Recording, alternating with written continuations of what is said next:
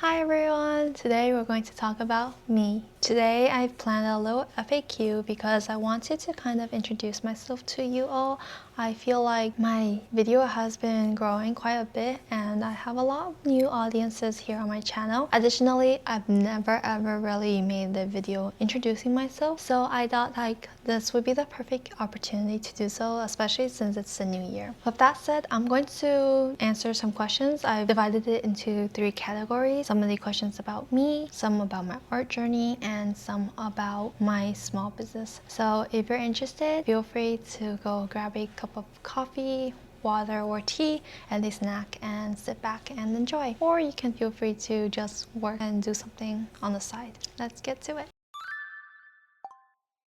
First, let me introduce myself. My name is Mimi and I'm currently 22 years old. I'll be turning 23 on February 8th, which is about a month away. I'm really excited. I am currently running Studio Memoli part-time. My favorite color is pink. I am an Aquarius and my MBTI is ISFP. One of the first questions that I got was actually about my studies, and contrary to what you might expect, I didn't study art in college. I actually studied computer science and now I have a job in the tech industry, which is kind of cool but also very stressful. I am a bit of a workaholic, so I don't really have a lot of hobbies outside of my work and my small business, but I would say that I really enjoy going out to free events or pop-ups this year, and I have an interest in fashion and makeup, and I'd like to explore that a little more on this channel too. Someone asked me what my favorite Sanrio characters were, and so my top 3 is My Melody, Pom Pom Pudding, and Pochacho. I think they are really cute to me. I also really like Kuromi, but I think she might not really match my vibe really well because I think people tell me that I am more of a bunny girl. Next,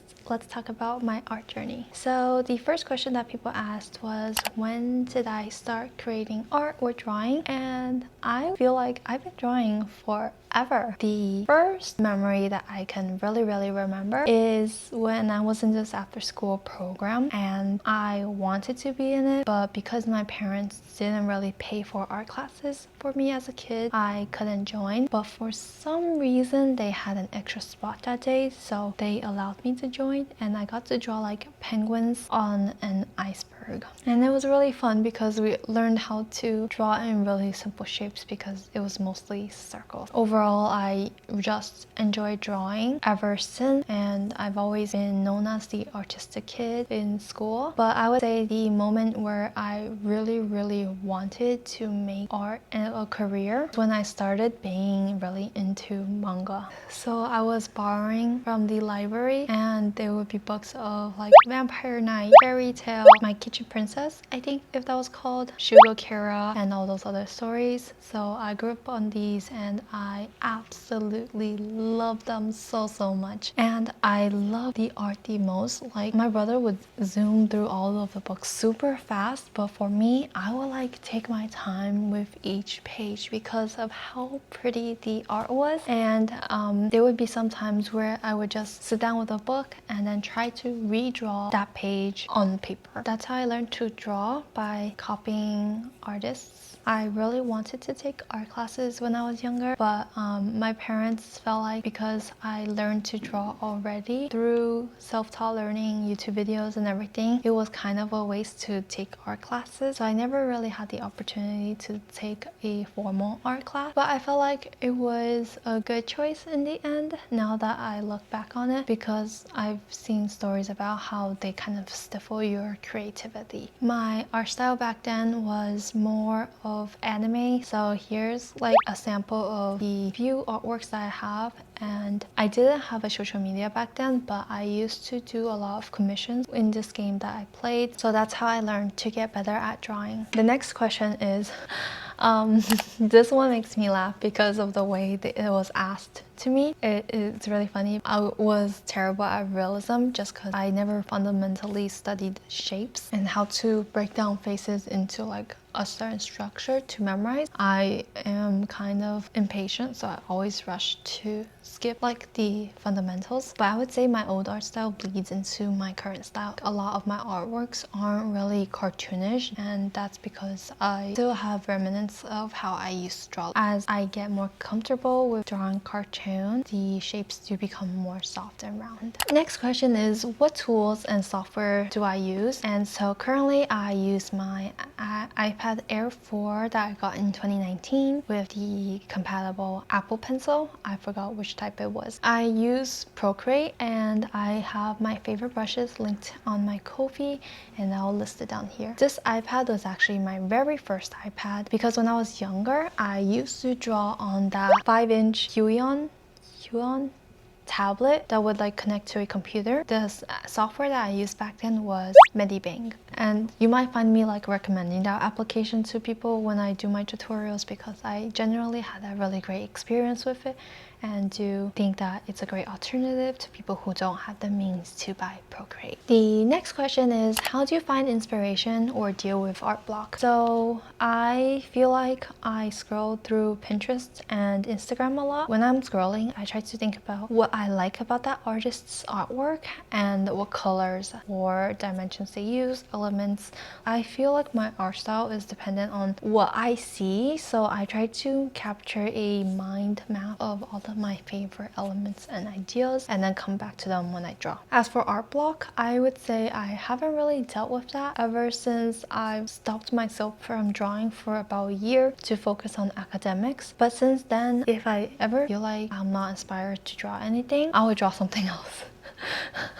That's how it goes. So like say I have something that I really need to get done but it's not due anytime soon, then I will work on a bunch of other artworks and then let the pressure of a deadline force me to finish that drawing.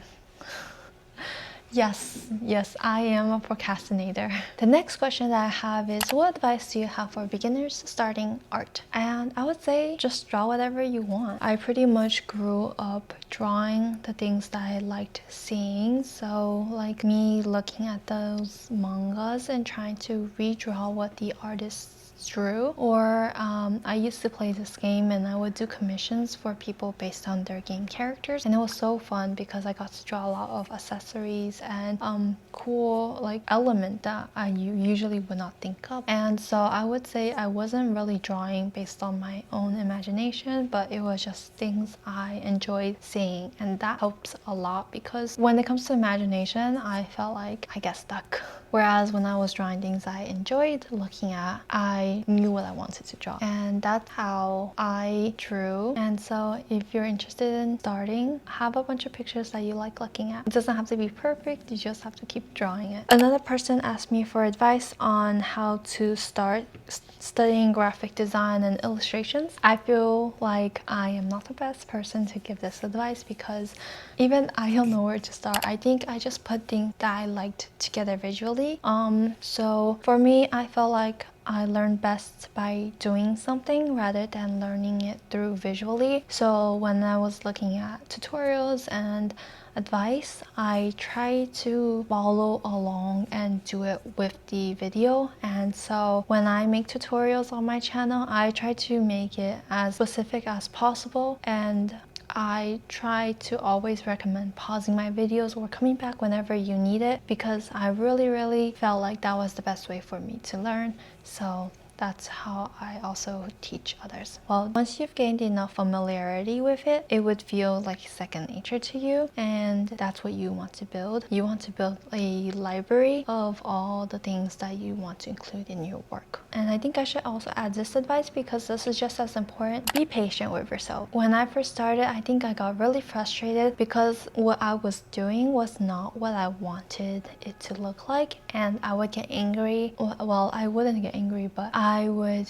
feel like I'm not good enough and be discouraged. And honestly, it will always be hard the first time you do it. So don't let it hurt you. I think celebrating the times where you're able to just get it done is what's most important. I decided to just focus on consistency and getting things done. And I think that helped me grow a lot of confidence in terms of creating content, and hence why I'm able to do stuff like this now. So when you're just starting out, please be patient with yourself and give yourself grace, because you're starting out and you're new, and you shouldn't compare yourself to someone who's been doing it for years. And with that, we're going to talk about business questions. The first question that I got was, when and how did I open my shop and what motivated me? And so I started my shop back in 2022. This is a secret, but I actually started my art account with a friend. It's so funny because I remember it was our first year in college and it was winter break, and I remember one of my friends saying, oh man, I wish there was a way to earn money. And I was like, I can draw, why don't we start a sticker business? Because at that time I was on the internet and I was following a bunch of sticker artists and I wished I could be like them, but I didn't have the confidence back then. And so another friend who's in that group chat was like, you know what, but let's start. So she picked out the name Memoli, and it was actually supposed to be a play on word for memory. I felt it was super fitting because we wanted to make journaling stickers, and usually a journal is where you write down your daily thoughts and keep track of the things that happen. So we wanted to capture that. These are the stickers that will keep hold of your memories. She created the name Mimi for us. She wanted us to be one individual on social media and to keep our identities a secret. I'm really grateful. We're still great friends to this day. We did not have a big fight that broke us apart. We just got busy, and so I didn't want to force her to stay and manage this account even when she's busy, because she's working hard to be a nurse and I want her to be able to focus on that. She gave me a lot of ideas and inspiration for my art in the beginning. She helped me make a lot of Instagram friends, which I am super grateful for, and it really gave me the courage to manage it when she ended up getting busier. And since then I've been able to find my own success with these artworks and this video that kind of went viral, and so I eventually got to be a little more confident in myself. What did you do before you decided to go all in on your current business, and how do you balance a business, YouTube, with your personal life or job? This is a great question. I am really flattered actually, because I guess I gave off the impression that I was managing my shop full-time, but I was actually managing it part-time. It's a lot of work. I try to plan as much stuff as I can each week, set deadlines and spreadsheets. I want to do a video on how I plan my content because I think that will be really helpful for you all. It's one of my backlogs. I have a lot of videos to plan for. Other than planning, I also make a lot of sacrifices, which means not being able to see friends, losing my weekends to work inside, and waking up an hour early to draw. And I will like draw on the train wherever I can, even if it's just 10 minutes or 20 minutes. I would just try to squeeze in time to draw and create new product. But I am also really lucky. My boyfriend is also an entrepreneur. He has his own side gig, so we do a lot of co-working sessions on the weekend to be as productive as possible. Next, which sticker design feels the most you, and what is your favorite product you've ever designed? This is a hard question because I feel like I've only really designed sticker sheets. My favorite sticker sheet that I have designed is this one of the puppies and the flowers. It was actually a rep sheet that I made. She came up with a theme, but I was getting really inspired on Pinterest with these square framed stickers that I really wanted to incorporate that into my sticker sheet. This is one of the first sticker sheets where I played around with patterns and multiple colors and texture in my art. So I had a lot of fun with it, and it's what inspired me to start my monthly club because of that sticker sheet. So it has a special place in my heart. Next question is, what is the #1 tip for growing a small business? And I would say it would be to take risks. Like, I would say 99% of the things wouldn't have happened if I didn't decide to stop overthinking and just do it. When I first uploaded my first YouTube video on this channel, I didn't realize it would get so far, but it was the best decision I've made. And when I was relaunching my shop after my first failure, I thought that it would fail again and would be really disappointed, but I decided to try it anyways and I saw success with it. The fact that I kept going despite feeling scared and worried about the result is what helped me be more consistent and improve and eventually find the right audience and people that love my work for what it was. And then this year I took risks by showing my face and being on camera and talking to you guys, and this helped me, I think, form a better community because I got so many lovely messages and all the sweet comments from you all made it really worth it to overcome my fears of talking to the camera. Last question of the day, and that is, what are your goals for 2026? This one is an exciting one because I am planning a mood board video where I talk about all the goals I have. Just a quick rundown of all the goals. I saw a video about how goals should be things that you can control and what you can do, and then milestones should be like achievements. So like for me, milestones would be considering followers that I would want to get. Typically every year I set the goal of doubling my count. I haven't been successful in doing that for my social media this year, but I would say I would want to try to double it again. So on Instagram I'm at 17k, so I hope to reach 30k next year. And then for YouTube I would love to reach 7k because I'm at like 3,000. And then for goals that I can actually control, I want to create my own website and be able to sell my products on there. I would like to restart my vlogs this year. I feel like I haven't been vlogging that much towards the end of 2025, and I would like to get back to it.